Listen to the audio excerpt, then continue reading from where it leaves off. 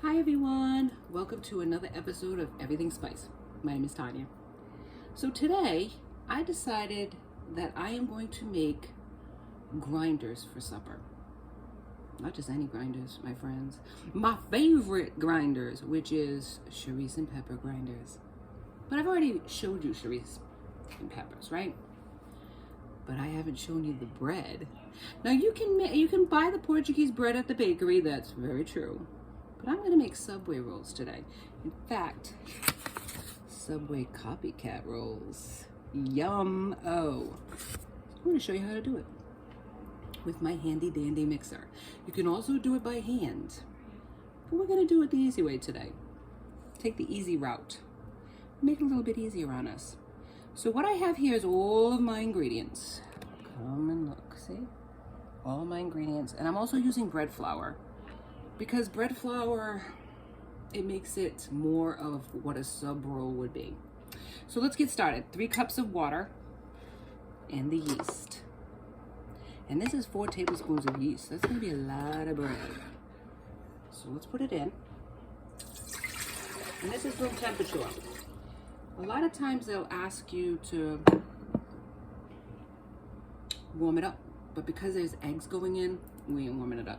We don't want scrambled eggs. 4 tablespoons of yeast. And I'm just gonna sprinkle it in. Sprinkle it on top.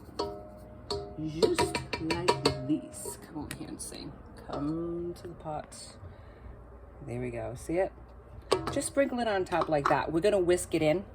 Now don't mix in salt yet. Because if you mix in salt, we've discussed this before, but you might have forgotten. If you mix salt with yeast in the beginning of a recipe, right, because baking's a science, well, it's a friend of me. Salt kills yeast. So we don't want none of that going on. So I'm just gonna whisk this in. So for this recipe, we need 3 cups of water, 4 tablespoons of yeast, 1/4 of a cup of sugar, and I got the 1/4 of a cup of sugar here. But I'm gonna put the pinch of sugar in first and then set it up. 1/3 of a cup of oil, 1 teaspoon or 1 tablespoon of salt. And I'll measure that in a minute. 2 eggs, got that here. Got that here, all zhuzhed out. 1/3 of oil, sugar's here. And that's it. And I think you can add 1/3 of a cup of instant mashed potato flakes, but I don't have that. And then 7.5 cups of flour. Yikes, it's a lot of bread. We're gonna be making a lot of sub rolls. And what I have here, let me show you. Kind of cool. I bought these online at my favorite online place. Just saying. I bought a couple of these. They're so awesome. And these are bread molds. They're bread molds. And this is where the grinder is going to sit. And I have 2 of these. And then we do the sugar, the oil, the salt, the eggs, and if we have the potato flakes, that's what we do. So I'm going to put the eggs in. Everything is room temperature. And it's 1 pot wonder, baby. All right. Now, depending on the time of year, you might need more or less flour. If your house has a lot of humidity in it, a lot of water content, you might need more. If it's a drier like it is this time of year, you might need less. But because I didn't have large eggs, I had extra large eggs, so I might need a little bit more flour to compensate. That's okay, that's okay. Sugar goes in. Ooh, Yeasty loves that. When yeast and sugar get together, they are besties. Because yeast eats sugar and flour. It likes it because it helps it grow and froth and be so happy. And the minute I put that sugar, it was like, yeah, baby, come here. Come give me a warm hug. All right, it's making it nice and foamy. Come here and show you what I'm talking about. See it?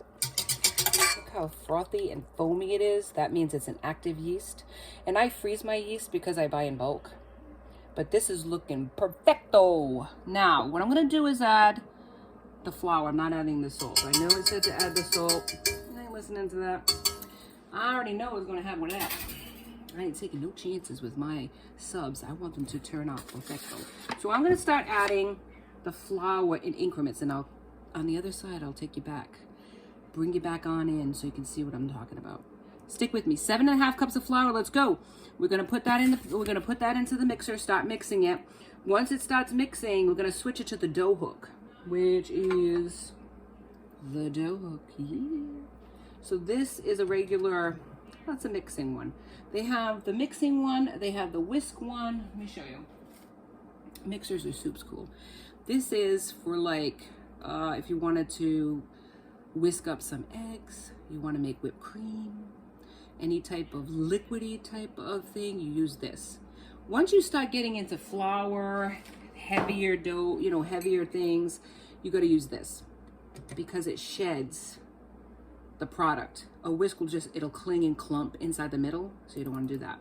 So you'll start switching it to this. But if you're doing like breads and stuff, which is super heavy, and you need some muscle, you go to the dough hook. That's what it's for.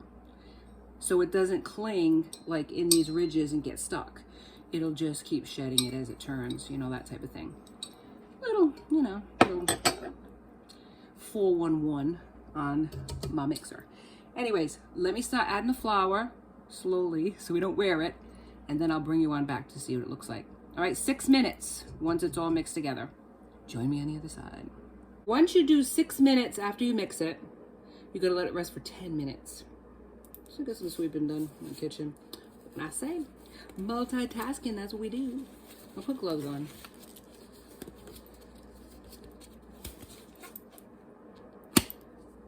Ready. All right, 10 minutes on the clock. And this is what it looks like. Beautiful. That is wonderful. Oh, wait a minute, What am I doing here? I'm taking along the flour. Come on now. Move it. All right, so what I'm gonna do, see what I see? Hang on here. See what I see? Put a little bit of flour on the board. I might need more flour, so I'm just gonna add, this is bread. It needs more flour than the average Joe. Now, look at how beautiful this dough is. Oh, look at it. Just stick my foot in it. But it ain't grapes and I ain't making wine, my friends. So I can't do it. It's nothing like fresh bread, my friends. Oh, nothing like it. Nothing like it. I just love baking bread. Okay. It's so therapeutic. You know, you can beat it and punch it and take your aggressions out on it. This is gonna make a heck of a mess, but you know what? If you ain't making a mess, you ain't doing it right. So we're gonna knead this up. And I might not need all that. So I don't wanna add any more than I absolutely have to. So let me play with this a little bit. Now I'm just gonna make it into a smooth ball. And as you can see, there's a lot of force going into it. And it's okay, because it needs that in its bread. And the great thing about the gloves, it ain't sticking to my hands. I like bread, but I don't like that stickage, because I don't like anything in my nails, except for nail polish. Anything between my nails, it's like, oh, I hate that. Dirty nails. Nasty. Okay, now look at how smooth and beautiful it is. It's looking quite lovely, just saying. Okay, that's it. Look at this. This is huge. This is huge. Ah, the blob. Remember those movies when you were a kid? If you're around my age, you understand what I'm saying. Ah! Oh no, it's an asteroid. We're doomed. Okay, what we're gonna do is cut it into 4 equal pieces. I'm trying to think of if this has a sharp edge on it. All right, I feel like I just had a workout. That's awesome. And it does, you really do get a workout out of this. All right, 4 equal pieces. All right, if it doesn't look equal, make it equal. All right, and then after 4, come on, don't stick together. Go to 4 equal pieces. And then after that, 2 equal pieces. And that makes 8 altogether. So this is gonna be 8 rolls. All right, here we go. We're gonna do this. Rectangular, right? Pat it into a rectangle. You all know what a rectangle is, right? If we don't, let me show you. Rectangles, not square.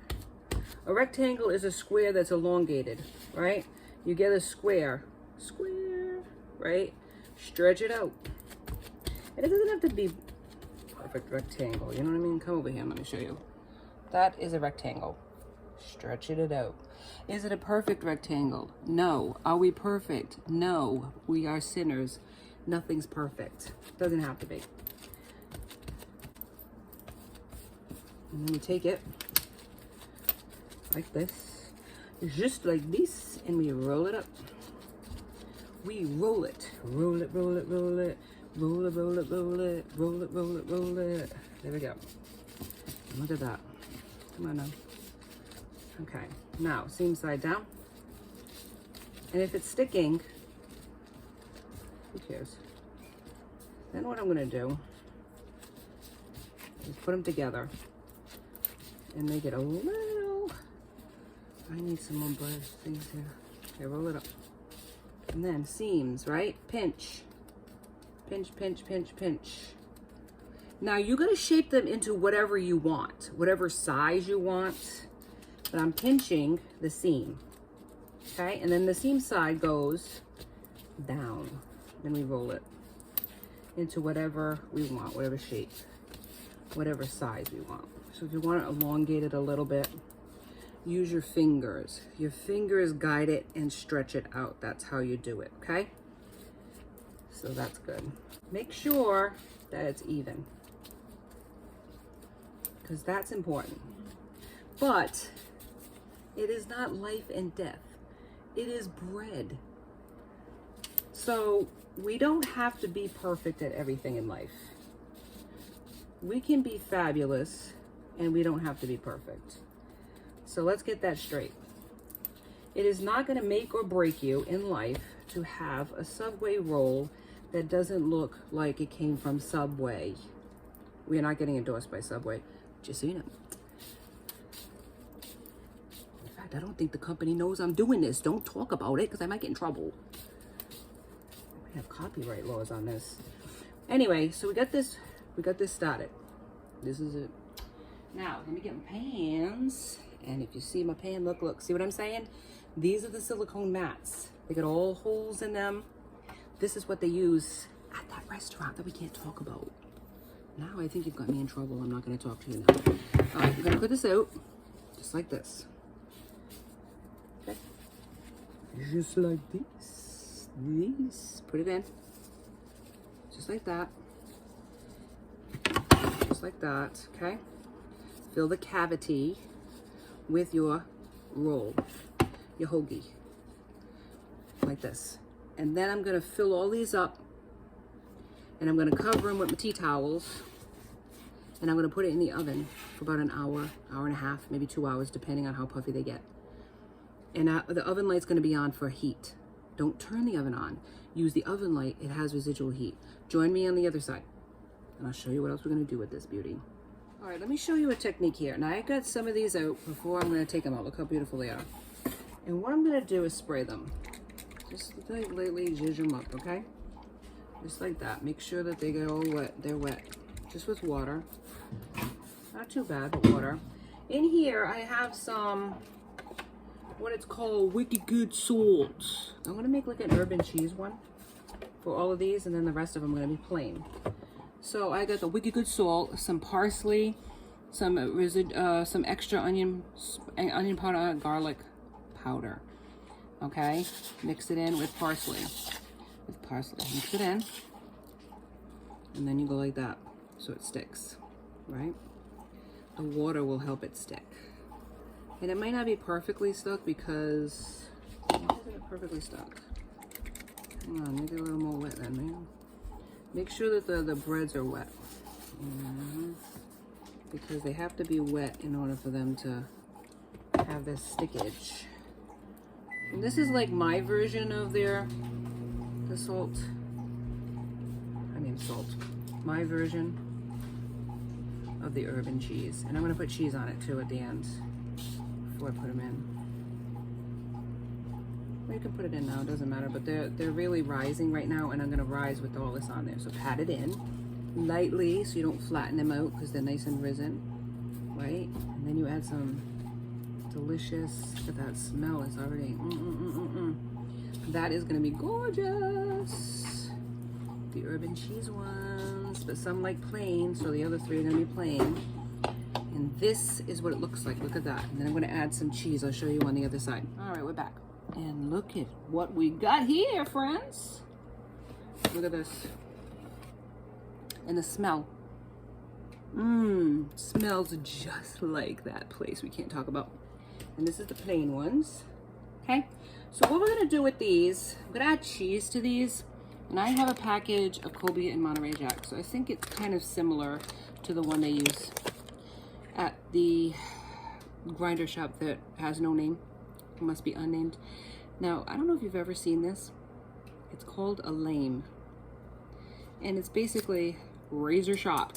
Slash, slash. We need to slash these. Gently. Very sharp. Don't put your hands on it, kids. Okay? What you do is you just lightly cut a few holes here. Now this is necessary so that moisture can't escape. Gently, so you're not deflating everything that you just spent all this time inflating. Now, for this, I'm just gonna add a little bit of cheese on top. I got the oven preheated at 375, or I'm preheating it right now for 375. And then I'm gonna put them in the oven. I would say 15-20 minutes. It could be longer depending on your oven. I have an electric, so it could be longer for me. I also turn them. So after a certain point, I'm going to turn the pan. Right? It's right here in the oven. I just turn it to this. So like that. I always do that, just so there's even browning. Perfection. It's time, friends. Join me on the other side to see the finished product of these beautiful grinder rolls. Yay! See you soon. Hey everyone, this is it, the final reveal of my Copycat Subway grinder rolls. There they are.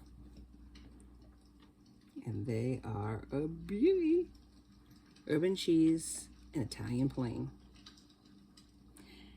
And if you enjoyed this episode as much as I enjoyed making it for you, please like, subscribe, and join me next time for Everything Spice. Have a wonderful Saturday, everyone. Be safe.